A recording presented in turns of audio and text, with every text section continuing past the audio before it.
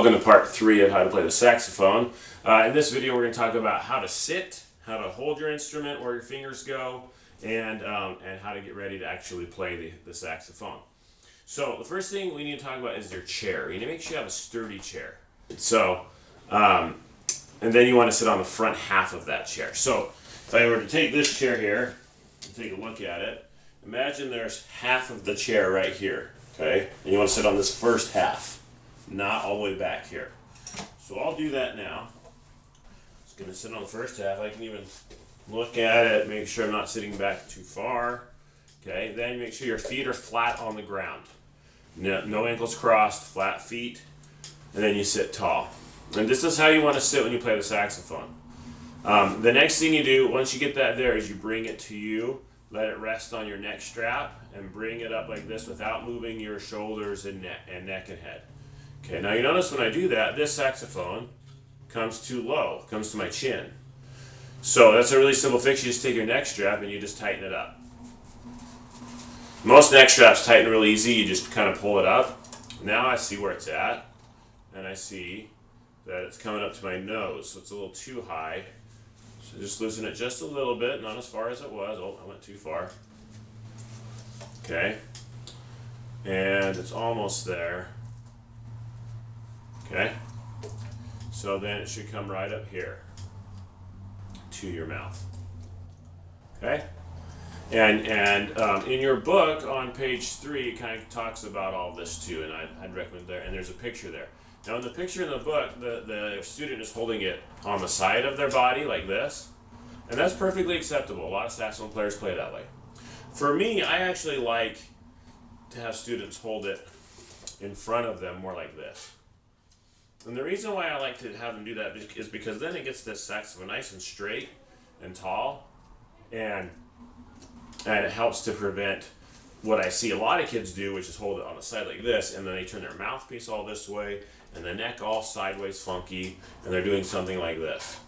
And that gets to, when that happens, sometimes this register key doesn't work as well because it's not lined up right, and it's just not as straight. Now, if you're going to hold it on the side, that's fine.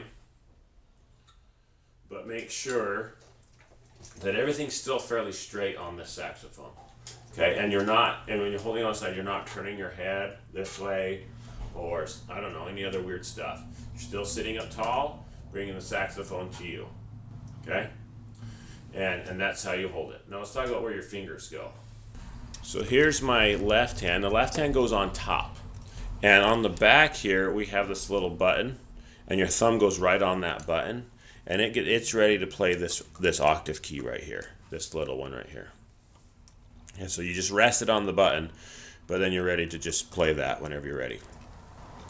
Your hand goes, there's these keys here on the side. Your hand goes around those, but doesn't push them.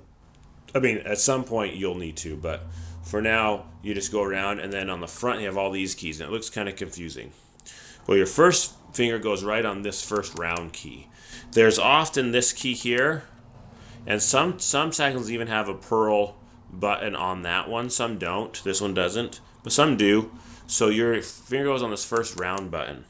Then we skip this second button, and we go to this one here. Okay, and then your third finger goes on the next button down. Okay, so if you look at it, it's finger here, here, and here. Okay, just like that. On your right hand, on the back of the saxophone, is this thumb rest right here. Now this one's black. A lot of them are just the same color as the saxophone, just metal, brass color. So your thumb goes right here. That helps you hold it.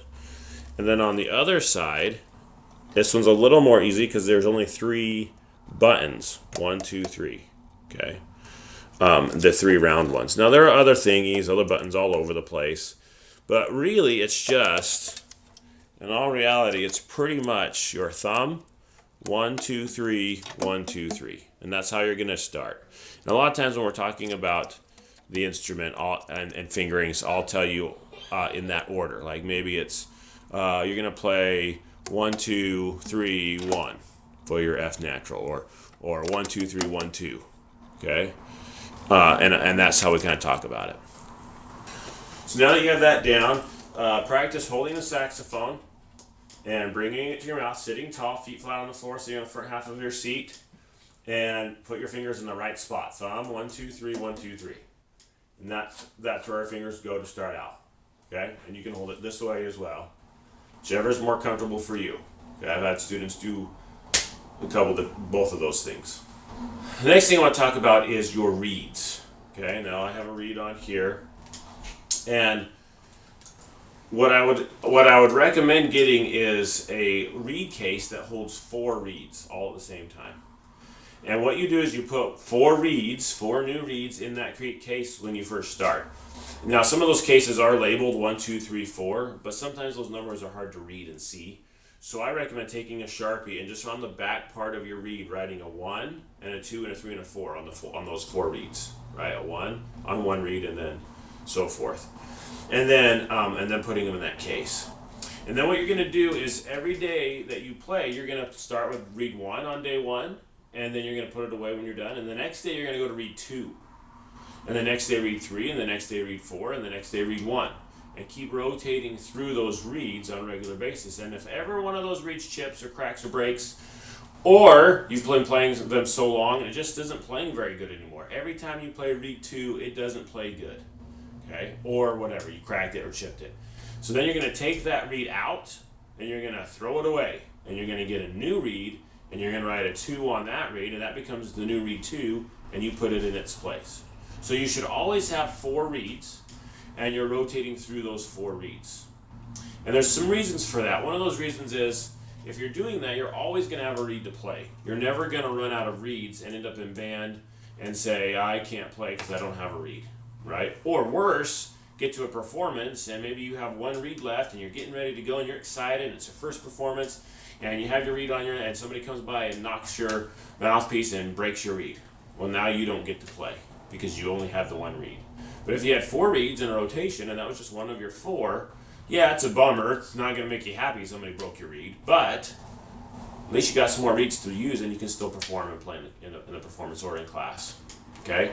Another reason we do that is it always gives you at least 1 reed in that rotation of 4 that's going to be a good reed.